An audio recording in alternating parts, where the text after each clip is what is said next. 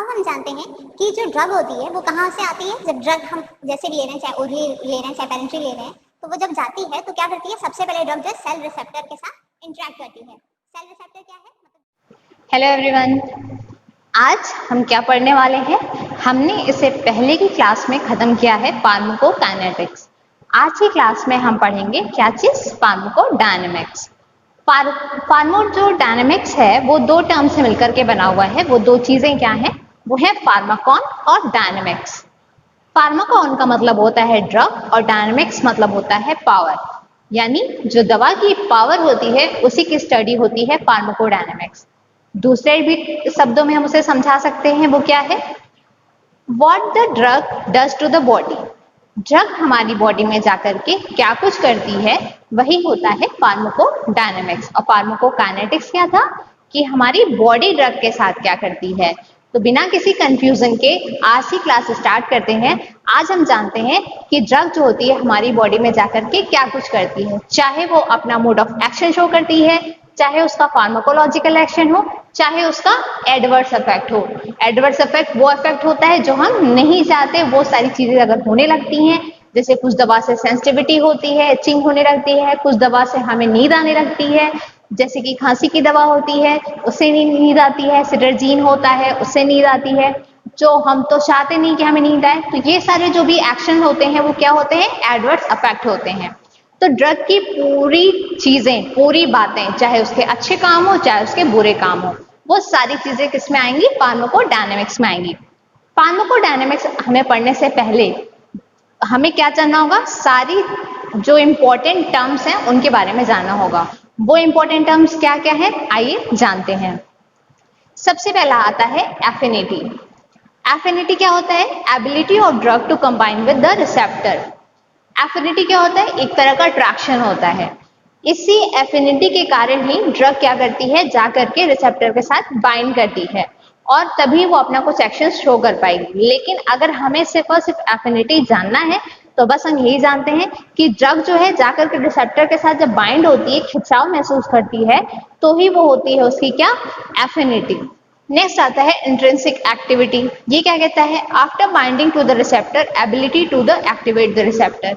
Bind तो हो गई जाकर के, लेकिन उसके अंदर एक प्रॉपर्टी और होती है कि वो क्या करती है, अपने रिसेप्टर को एक्टिवेट कर देती है। रिसेप्टर को एक्टिवेट करने का मतलब क्या है कि अब वो जो भी फार्माकोलॉजिकल एक्शन होगा वो शो कर पाएगी। जब तक बाइंड नहीं होगी यानी एफिनिटी नहीं शो करेगी। बाइंड होने के बाद रिसेप्टर से जब बाइंड होती है तो अपनी जो भी एक्टिविटी शो करती है, चाहे उसके एडवर्स इफेक्ट हो चाहे उसके फार्माकोलॉजिकल एक्शन हो, वही होती है उसकी क्या, इंट्रिंसिक एक्टिविटी। बस हमें क्या जानना है, इंट्रिंसिक एक्टिविटी क्या है, रिसेप्टर को एक्टिवेट कर दिया। नेक्स्ट आता है specificity. Ability of a drug to bind a specific receptor produce similar effect। अब क्या है, हमने किस चीज की दवा ली थी, सर दर्द की दवा ली। सर दर्द की दवा जो है कहाँ पे जाके असर करनी चाहिए, हमें सर में ही, ठीक है। तो ये सर दर्द की दवा सर में ही जाकर के क्यों असर करती है, क्यों, क्योंकि हर एक ड्रग का एक स्पेसिफिक रिसेप्टर होता है और स्पेसिफिक रिसेप्टर के साथ जाकर के बाइंड होने के बाद वो स्पेसिफिक अपने जो भी एक्शन होता है वही शो करती है, वही होती है ड्रग की क्या, स्पेसिफिसिटी। नेक्स्ट आता है हमारा एगोनिस्ट। एगोनिस्ट क्या चीज होती है, have both affinity and maximal intrinsic activity.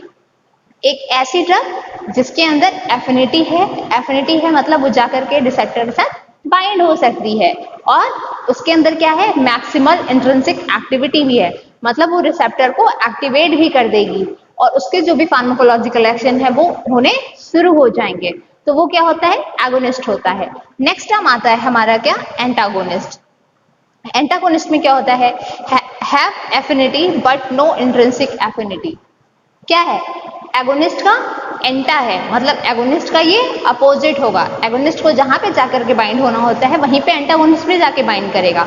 उसका भी शेप वैसा ही होता है जैसा एगोनिस्ट का होता है, पर एफिनिटी दोनों में है। पर जो हमारा एगोनिस्ट था वो एक इंट्रिंसिक एक्टिविटी शो कर रहा था, रिसेप्टर को एक्टिवेट कर रहा था, पर जो एंटागोनिस्ट होता है वो एफिनिटी ही बस शो करता है पर वो रिसेप्टर को एक्टिवेट नहीं करता है। वो बस ये करता है कि एगोनिस्ट के काम को रोकता है, ये खुद जाकर के वहां पे बाइंड हो जाता है। ये चीज क्लियर हो गई, क्या चीज थी, एंटागोनिस्ट। नेक्स्ट आता है हमारा लिगैंड। लिगेंड जानना इसलिए जरूरी है क्योंकि अभी हम थोड़ी देर बाद जब ये पढ़ेंगे कि कौन सी ड्रग कैसे रिसेप्टर के साथ जाकर के बाइंड करती है, तो हर बार हम जो टर्म यूज करेंगे वो यही टर्म होगा लिगेंड। लिगेंड क्या है? A substance that forms a complex with a biomolecule to serve a biological purpose. एक ऐसा कोई भी सब्सटेंस जो क्या करता है, किसी बायोमोलिक्यूल यानी कि किसी रिसेप्टर के साथ जाकर के बाइंड करता है और कुछ बायोलॉजिकल एक्शन शो करता है, वही होता है हमारा लिगेंड। ये सारी चीजें, ये सारे टर्म्स कई बार यूज होंगे, तो इसलिए हमें जानना बहुत ज्यादा जरूरी हो गया था। अब इसके आगे हम पढ़ते हैं कि कौन सी ड्रग कैसे रिसेप्टर पर जाकर के बाइंड करेगी। पहले हम जानेंगे रिसेप्टर्स कितने तरह के होते हैं, फिर हम उसके बारे में और भी डिटेल से समझेंगे। आइए फिर से समझते हैं। अब हम जानते हैं कि जो ड्रग होती है वो कहाँ से आती है। जब ड्रग हम जैसे भी ले रहे हैं, चाहे ओरली ले रहे हैं चाहे पेरेंट्री ले रहे हैं, तो वो जब जाती है तो क्या करती है, सबसे पहले ड्रग जो है सेल रिसेप्टर के साथ इंटरेक्ट करती है। सेल रिसेप्टर क्या है? मतलब जो हमारी सेल है उसी में ही रिसेप्टर होता है, एक रिसेप्टर जो कि ड्रग के ही शेप का होता है। तो जब ये ड्रग आती है और रिसेप्टर के साथ बाइंड करती है तो इससे कुछ सिग्नल्स जनरेट होते हैं। वो सिग्नल जो होते हैं उसे बहुत सारे बायोकेमिकल रिएक्शंस हो सकते हैं। जैसे कि एक बायोकेमिकल रिएक्शन ये हो सकता है कि ये सिग्नल जा सकता है सेल रिसेप्टर से होते हुए कि अब जो है डीएनए तुम रेप्लिकेट मत करो, तो डीएनए का रेप्लिकेशन नहीं होगा। तो इसी तरीके से कोई भी बायोकेमिकल रिएक्शन हो सकता है जैसे ही सिग्नल आता है। नेक्स्ट आता है कि cell in our body have lots and lots of different receptor which when stimulated can produce very unique responses. The receptor that have the most therapeutic relevance can be divided into 4 types. क्या चीज है कि हमारी body में बहुत सारी sales हैं। हमें पता है ना, हमारी जो पूरी बॉडी है किससे बनी है? सेल से ही बनकर के बनी है। कई सारे सेल से टिश्यू बना है, टिश्यू से ऑर्गेन बना है। जब कई सारे सेल्स हैं तो सेल के रिसेप्टर्स भी बहुत सारे होंगे। तो सारे रिसेप्टर के बारे में तो पढ़ने की जरूरत नहीं है, पर जो ऐसे रिसेप्टर्स हैं जो कि बहुत ज़्यादा रिलेवेंट हैं, बहुत ही ज़्यादा वो है इम्पॉर्टेंट है, उनके बारे में ही बस हमें जाना जरूरी हो जाता है। तो वो जो 4 रिसेप्टर्स हैं वो कौन कौन से हैं? लिगेंड गेटेड चैनल, जी प्रोटीन कपल रिसेप्टर और एंजाइम लिंक्ड रिसेप्टर और इंट्रासेलुलर रिसेप्टर। तो वन बाय वन हम इन रिसेप्टर्स के बारे में जानते हैं। तो हमारा जो सबसे पहला वाला रिसेप्टर है वो क्या है? Ligand gated channel. Ligand gated channel जो होता है वो, लिगेंड हमने आपको बताया था ना, कोई भी बायोमोलिक्यूल होता है, मतलब कोई भी चीज होती है, कोई भी सब्सटेंस होता है जो कि किससे आकर के इंटरेक्ट होता है? बायोमोलिक्यूल से, या हम कहें रिसेप्टर से, तभी कोई भी सिग्नल जाता था। ये तो होता था लिगेंड का काम। अब ये लिगेंड गेटेड चैनल है, तो यानी कोई एक ऐसा चैनल है जो कि लिगेंड के अटैच होने के बाद ही एक्टिवेट होता होगा। तो इसे हम समझते हैं, ये है सेल मेम्ब्रेन के अंदर का रिसेप्टर।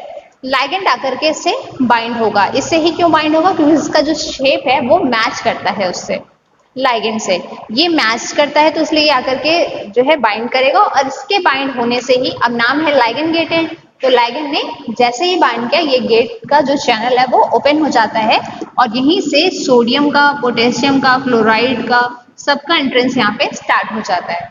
तो ये एक तरीके से क्या ये बता रहा है कि एक्टिविटी शो करना जो है ड्रग हमारी स्टार्ट कर दी है, रिसेप्टर के साथ बाइंड कर दी है, चैनल ओपन हो गया है और सारे जो आयंस हैं वो जाकर के बाहर जा रहे हैं, मतलब वहां से सेल मेम्ब्रेन को क्रॉस करते हुए निकल रहे हैं। तो जो ये शो करता है कि ड्रग जो हमारी ऐसी है जो कि इसके अंदर एफिनिटी भी थी और इंट्रिंसिक एक्टिविटी भी थी।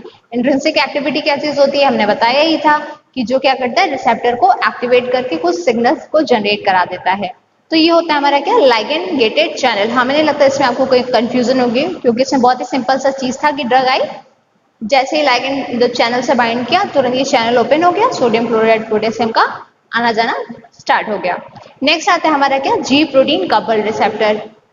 अब हम समझते हैं जी प्रोटीन कपल रिसेप्टर, जो कि एग्जाम पर्पस के लिए बहुत ज्यादा इंपॉर्टेंट है क्योंकि कई बार एग्जाम में पूछा जा चुका है। आइए उसे समझते हैं। और जो दूसरा हमारा रिसेप्टर आता है वो है जी प्रोटीन कपल रिसेप्टर। ये जो जी प्रोटीन कपल रिसेप्टर है इसे हम 7 ट्रांसमेम्ब्रेन रिसेप्टर भी कह सकते हैं। 7 ट्रांसमेम्ब्रेन रिसेप्टर क्यों बोलते हैं?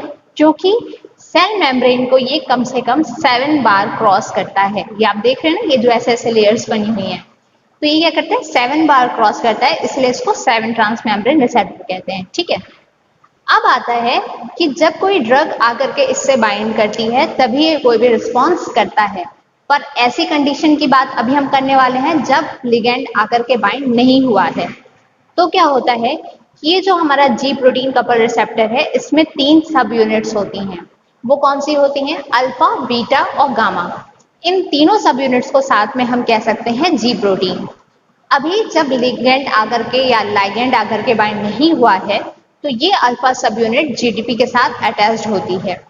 पर अगर जब लिगेंड आकर के बाइंड हो जाता है तो क्या होता है कि ये जो अल्फा सब यूनिट थी वो इस जो जीटीपी से अटैच थी, ये जीटीपी कन्वर्ट कर देगा जीटीपी में। जीटीपी की जगह पे आकर के अटैच हो जाता है जीटीपी। जीटीपी अटैच होगा तो अल्फा सब यूनिट और जीटीपी के साथ एक कॉम्प्लेक्स बना करके ये जो हमारा सब यूनिट था अल्फा, बीटा और गामा का, उससे अलग हो जाएगा, डिसोसिएट हो जाएगा और हमें क्या मिलेगा? अल्फा और जीटीपी का कॉम्प्लेक्स। ये अल्फा और जीटीपी का कॉम्प्लेक्स क्या करता है? दूसरे एंजाइम्स और प्रोटीन के साथ इंटरेक्ट करता है और अपना कोई भी जो भी रिस्पॉन्स होता है, जो भी हम लिगेंड लिए थे उसी हिसाब से जो भी उसका स्पेसिफिक रिस्पॉन्स होता है वो उस रिस्पॉन्स को शो करता है। बहुत ही आसान था, समझ में आ गया ना? क्या था जो हमारा कॉम्प्लेक्स था? अल्फा बीटा सब यूनिट्स थी, गामा सब यूनिट था। उसमें क्या हुआ? जैसे ही लिगेंड आकर के बाइंड हुआ तो अल्फा के साथ पहले से जीटीपी अटैच था। जीटीपी ने क्या किया? उस जीटीपी को रिप्लेस करके अपने जाकर के बाइंड हो गया और अल्फा और जीटीपी का कॉम्प्लेक्स हमें मिल जाता है। वही कॉम्प्लेक्स जाकर के उस लिगेंड की जो भी एक्टिविटीज होती है उसके लिए रिस्पॉन्सिबल होता है। ठीक है, अब क्या होता है कि ये जो हमारे जी प्रोटीन कपल रिसेप्टर था इसमें क्या है? 3 kinds of G proteins are required to remember. 3 जो होते हैं पूरे बहुत ही इंपॉर्टेंट प्रोटीन्स हैं, उनके बारे में हमें जानना है। वो है जीएस, जीआई, जीक्यू। सबसे पहले हम जानते हैं जीएस के बारे में। जीएस क्या है? जी प्रोटीन ही है पर वो क्या करती है? ये स्टिमुलेट करने का काम करती है। ये जो जीएस है वो क्या करेगी? स्टिमुलेट। एस जो है वो ये दिखाता है कि ये वाली जो प्रोटीन है वो स्टिमुलेशन का काम करेगी। वही आई वाला अभी हम पढ़ेंगे जो क्या करती होगी? किसी भी चीज को इनहिबिट करेगी। तो सबसे पहले हम स्टिमुलेशन को देखते हैं। जीएस क्या करता है? ये स्टिमुलेट करता है तो जिससे क्या होता है? एक्टिवेट हो जाता है एक एंजाइम जिसको बोलते हैं एडेनिल साइक्लेज। ये एडेनिल साइक्लेज क्या करता है? हमारे जो सेल में क्या होती है? एटीपी। उस एटीपी से ये प्रोड्यूस कर लेता है साइक्लिक एएमपी को। ये साइक्लिक एमपी जो होता है बहुत ही इंपॉर्टेंट सेकेंड मैसेंजर होता है। मैसेंजर कैसा?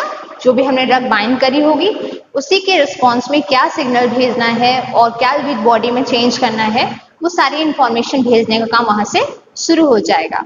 तो ये हो गया क्या? हमारा जीएस, जो कि क्या कर रहा था? स्टिमुलेट किया किसको? साइक्लिक एएमपी को, सॉरी एडेनिल साइक्लेज को, जिससे हमें क्या मिला? साइक्लिक एएमपी मिला और जो कि इंपॉर्टेंट मैसेंजर है। अब हम पढ़ते हैं जीआई के बारे में। अब नेक्स्ट हमारा आता है जी इनहिबिटरी। जी इनहिबिटरी नाम से पता चल रहा है कि क्या कर रहा होगा? ये इनहिबिट कर रहा होगा।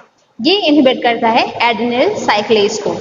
यही एडेनिल साइक्लेज जिसे कि जीएस स्टिमुलेट करता था और उसके स्टिमुलेट करने से क्या होता था? सीएमपी का लेवल इंक्रीज होता था। पर ये क्या है? इनहिबिटरी है, तो ये इनहिबिट कर रहा है किसको? एडेनिल साइक्लेज को। तो अल्टीमेटली जो सीएमपी का लेवल है, जो हम एटीपी से सीएमपी बना रहे थे, वो भी क्या होगा? रिड्यूस हो जाएगा। नेक्स्ट आता है हमारा जीक्यू। जीक्यू क्या करता है? ये एक्टिवेट करता है एक एंजाइम जिसका नाम है फॉस्फोलाइपेज सी। फॉस्फोलाइपेज सी को हम पीएलसी भी बोल सकते हैं। ये जो फॉस्फोलाइपेज सी है ये प्रोड्यूस करता है सेकेंड मैसेंजर को। वो सेकेंड मैसेंजर के क्या नाम है? डाई एसिल ग्लिसरॉल और आइनोसिटिल ट्राइफॉस्फेट। ये जो डाई एसिल ग्लिसरॉल है इसे हम डीएजी भी बोल सकते हैं और आइनोसिटिल ट्राइफॉस्फेट को हम आईपी3 बोलते हैं। अब ये क्या करता है? ये जो हमारा डाई एसिल ग्लिसरॉल है यानी डीएजी है वो क्या करता है? जस्ट लाइक सीएमपी ही काम करता है। और वहीं हमारा जो आइनोसिटिल ट्राइफॉस्फेट है वो क्या करता है? रिलीज कराता है कैल्शियम का। जैसे कि हमारा लिगेंड गेटेड में हमने पढ़ा था ना, लिगेंड आकर के बाइंड होता था तो एक चैनल ओपन हो जाता था और वहां से सोडियम, कैल्शियम, फॉस्फेट इन सब का रिलीज होता था। ठीक इसी तरीके से ये भी क्या कर रहा है? इस ये जो हमने बनाया आइनोसिटिल ट्राइफॉस्फेट, इसका क्या काम है कि ये वही इंट्रासेलुलर रिलीज करा पा रहा है एक इंपॉर्टेंट कंपोनेंट जो कि क्या है? कैल्शियम का। ये चीज क्लियर हो गई। तो आज की क्लास में हमने 2 ही रिसेप्टर्स के बारे में पढ़ा है, एक तो ये पढ़ा कि पहले तो सारे डेफिनेशन हमने जान लिया, एगोनिस्ट क्या होता है, एंटागोनिस्ट क्या होता है, जो कि बहुत ज्यादा इंपॉर्टेंट है। और नया चीज हमने क्या पढ़ा कि रिसेप्टर्स को कौन कौन से होते हैं, जिसमें से 4 टाइप के इंपॉर्टेंट जो होते हैं रिसेप्टर्स, उनके बारे में जाना। तो जो 2 रिसेप्टर्स हैं उनके बारे में आज ही डिस्कस हो पाया, जैसे जी प्रोटीन हो गया और लिगैंड बेस्ड हो गया। 2 अभी भी हमारे बच जाते हैं, वो कौन से हैं, एंजाइम लिंक और इंट्रासेलुलर। इन दोनों के बारे में हम कल की क्लास में डिस्कस करेंगे। तब तक के लिए घर पे रहिए, पढ़ाई कीजिए। Bye bye.